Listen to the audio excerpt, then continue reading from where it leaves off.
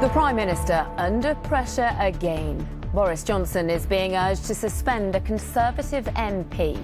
Chris Pincher resigned as Deputy Chief Whip after allegations he groped two men, but he remains in the party.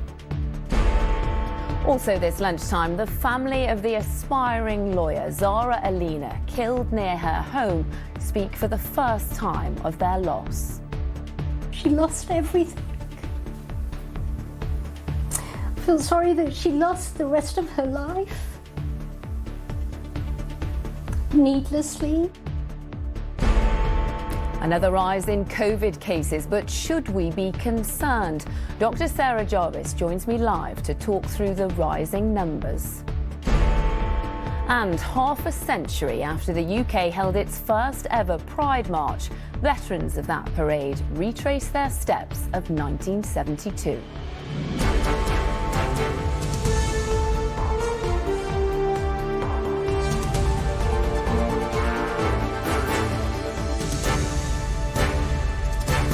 This is the ITV Lunchtime News with Lucy Watson. Good afternoon. There is pressure on the Prime Minister this lunchtime to suspend one of his most senior MPs from the party.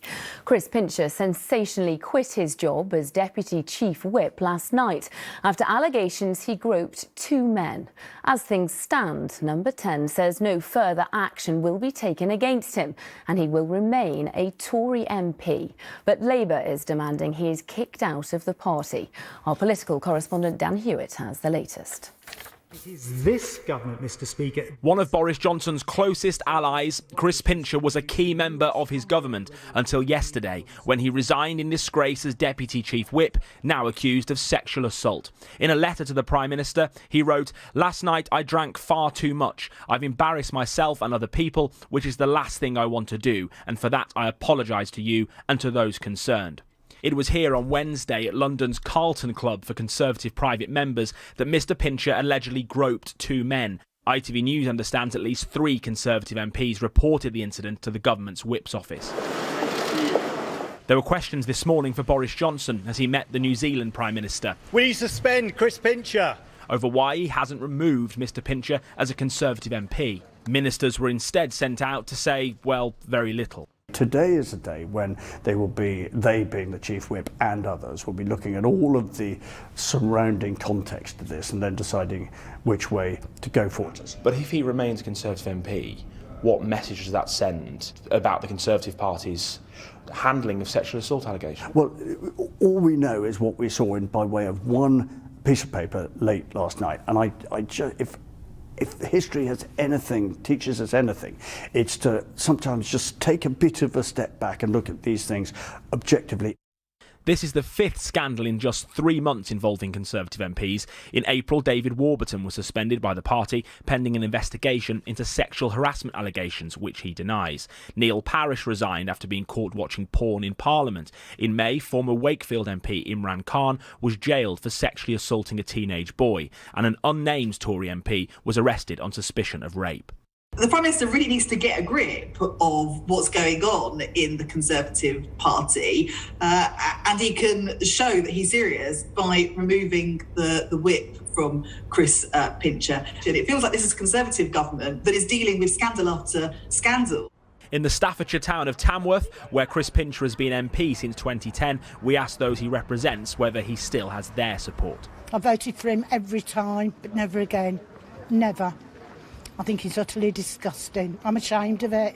Whether he'll continue as an MP remains to be seen. But, do you think he should? He's been doing a good job for the people of this town, yes. Somebody like that shouldn't be in that position. So I think he should resign, definitely. For now, though, Chris Pincher's future is in the hands of his party and the Prime Minister, under pressure to go further.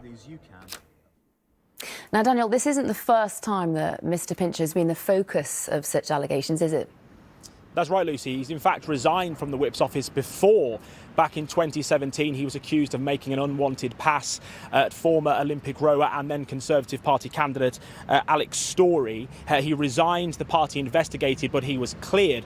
Right now, though, Lucy, there is no talk or no announcement of an investigation this time into these accusations. Chris Pincher remains a Conservative MP. He has not had the Whip removed. He's not been asked to have to resign or stand back as a Conservative MP. Today, the Downing Street Prime Minister's spokesperson at the Downing Street lobby briefing was saying he wasn't aware of any other allegations that have been directed at Chris Pincher. I can tell you, though, that there are lots of angry Conservative MPs making representation to the Chief Whip and to the Prime Minister to say he should be suspended, should have the Whip removed and properly investigated. They point to the fact that Neil Parish, who you saw in my report when he was caught watching pornography in the House of Commons, he did have the Whip removed and he later resigned. And this lunchtime, two senior Conservative MPs, Caroline Noakes and Karen Bradley, have written this letter to the Chief Whip, calling for exactly that. He said, they say, there should be a thorough investigation into each and every case, and anyone subject to an investigation should not be allowed to sit as a Conservative MP and represent the party in any capacity. The Prime Minister returns from a foreign trip here. Last week he had the Conservative Party chairman, Oliver Dowden, resign. Now he's had the Deputy Chief Whip resign, someone in his inner circle he's very close to. More problems for the Prime Minister. Daniel, thank you. The family of Zara Aleena, the law graduate killed in a street attack just 10 minutes from her home, have been describing their loss. Zara was attacked in East London last weekend. The 35-year-old suffered catastrophic head injuries, which she later died from. Now, Amy Lewis is in Ilford, where it happened. Amy, Zara's aunt spoke this morning. What did she have to say? Well, as you can imagine, she was in tears and absolutely devastated by what has happened. She said that Zara has dedicated her life to other people. She cared for her mother and was also a carer for her grandmother, and in her spare time helped relocate refugees. The 35-year-old was a law graduate who was hoping to go on and become a solicitor, but in the early hours of Sunday morning she was discovered here after being seriously attacked. She was taken to hospital, where on the same day, on Sunday, she died with those injuries. Her family have been speaking today for the first time. We've heard from her auntie, Farah Naz, who's given us this interview. I feel sorry that she lost the rest of her life needlessly in such a short period of time. Her life went. And so that's why I can sit here and not cry for myself, because this isn't about me. This isn't about my family. This is about a young woman who lost everything, and about a society who lost somebody that was giving, who lost somebody that was powerful, who lost somebody that wanted change, who lost somebody who was good. Farah Naz, the auntie there of Zara, speaking today. Now, police believe that this was an opportunist attack. They do not believe that the killer knew Zara. A 29-year-old has appeared in court today, charged with murder. Tomorrow here, there will be, at the scene where she was discovered, a vigil, and people will be retracing her steps, hoping that more witnesses can come forward and let the police know if they saw anything on Sunday morning. Amy in Ilford, thank you. At least 20 people have been killed after missiles struck in and around the Ukrainian city of Odessa.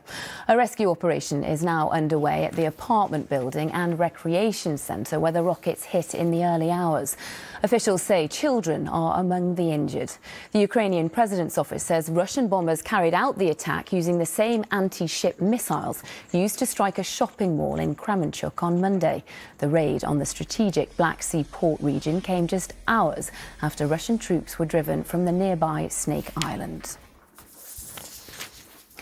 On to another pay dispute now, this one involving police officers in Scotland who will withdraw all goodwill, they say, after what they were offered is being described as a derisory pay rise of just around £500. Well, our Scotland reporter Louise Scott is in East Lothian for us. Louise, can you just explain this dispute to us?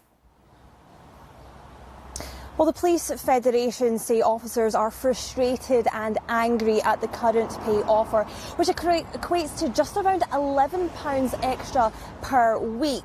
Now, legally, they cannot strike, so the action they are taking is seeing officers withdrawing goodwill. What that means is they will still work their contracted shift hours, but they won't be turning up early and they won't purposely be working anything extra. Now, they can be formally ordered to stay on beyond a shift, and in which case they'll be claiming back overtime. They also aren't taking home any personal equipment, which reduces the flexibility for them. Now, the federations say public safety won't be compromised and policing will continue, but they say they are removing the hundreds of free hours that officers are working under goodwill each day. Now, already this announcement has tabled talks come Monday with Police Scotland and the Scottish Government. But in March they were told that there was no more funding for pay. The federations say this is the most significant discontent in the police service since the 70s. Louise, thank you. Still to come, as energy prices soar, customer service plummets. And where you can see the Queen's Jubilee outfits once again.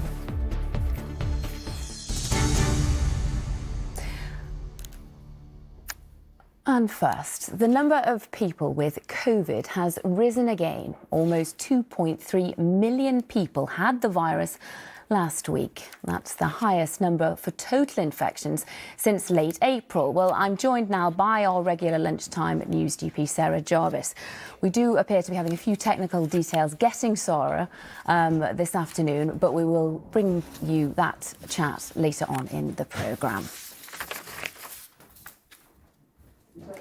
Hundreds of thousands of people are expected to take to the streets of London this weekend to celebrate Pride and mark half a century since its first ever march in the UK. The exact date of the 50th anniversary is today, though, and veterans of that groundbreaking 1972 parade are retracing the original route. The main focus of the first Pride was protesting about the age of consent and came 3 years after the Stonewall riots. Martha Fairley has been at today's march in central London.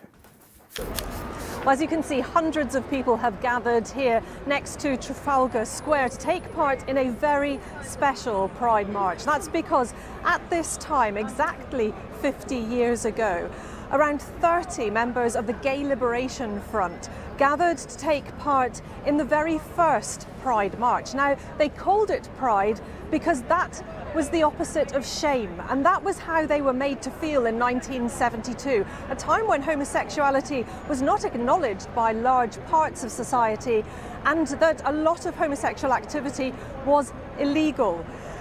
People could even be sacked from their jobs just for being gay. So today, some of those 30 veterans from the Gay Liberation Front are part of this crowd who will be marching, recreating the route they took 50 years ago along Oxford Street and ending up at Speaker's Corner at Hyde Park. And while today is very much a celebration about how much things have changed in 50 years, how much things have improved for the LGBT community, it is also a peaceful protest, making the point that there is still work to be done, that there is more to be done to improve gay rights, both in the UK and also around the world.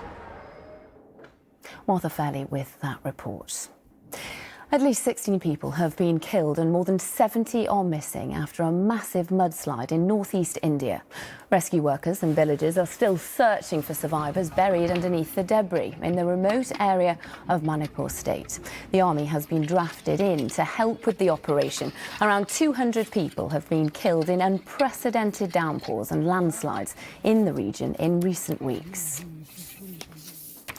Let's return now to Sarah Jarvis to come talk to us about the rising COVID cases. Now, Sarah, thank you very much. I'm sorry about the problems a short time ago. Can you explain to us, to our viewers, what is fueling this spread again?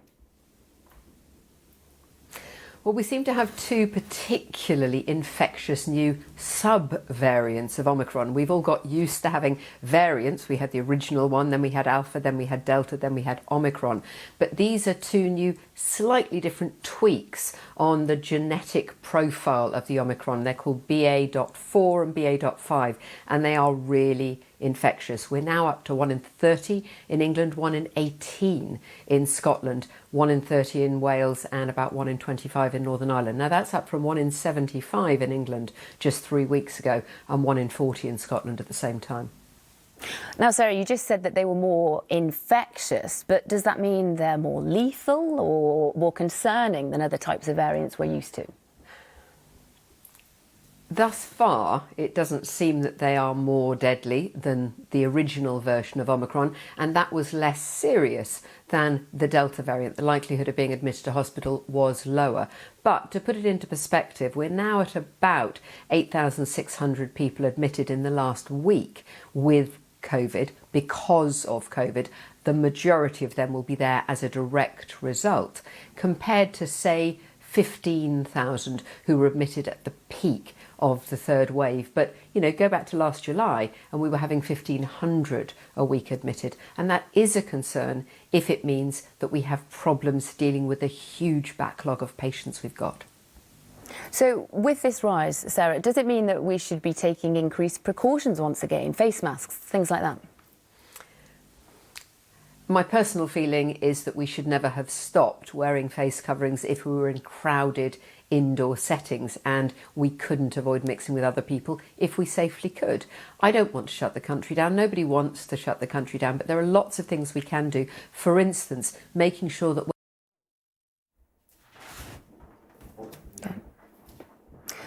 We do seem to have lost Sarah once again. I do apologise for the technical difficulties we're having with that live this afternoon. Standards within the customer service departments at energy companies have fallen to a record low, according to the Citizens Advice Bureau. It comes as households are being hit with rising bills. Service standards have been going down since last summer, when several suppliers went bust because of soaring global gas prices. Well, Sharon Thomas joins me now to talk us through this. Sharon, just how low have standards got? Well, it's a really worrying time for all of us at the moment, isn't it, with soaring energy bills. And of course, we saw the energy price cap rise by an incredible 54% back in April to £2,000. It now looks as if in October it's going to go up to £3,000. So new research by Citizens Advice has found that what many of us know already, it's almost impossible to get through to some of our energy providers on the phone. So the average wait time used to be just under 4 minutes, and now it's around 6.5 minutes. If you're trying to get through to them on email, it's not much better. So according to their research, 62% of emails are now answered within 2 working days. It was 66%. And of course, this all now comes at a really turbulent time, doesn't it, when we're all shopping around for new energy providers, trying to find the best deal.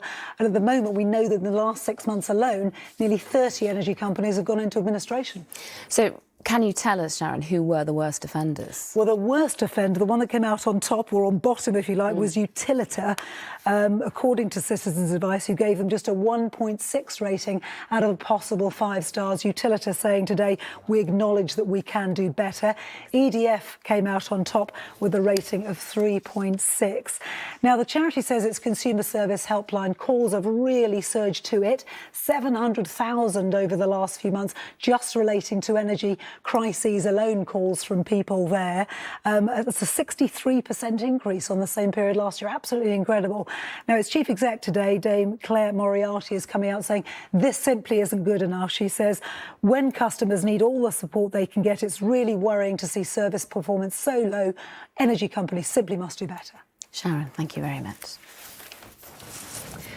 British passengers hoping to jet off to Spain for their summer holidays face a month of uncertainty after staff at some of Europe's busiest destinations voted to strike.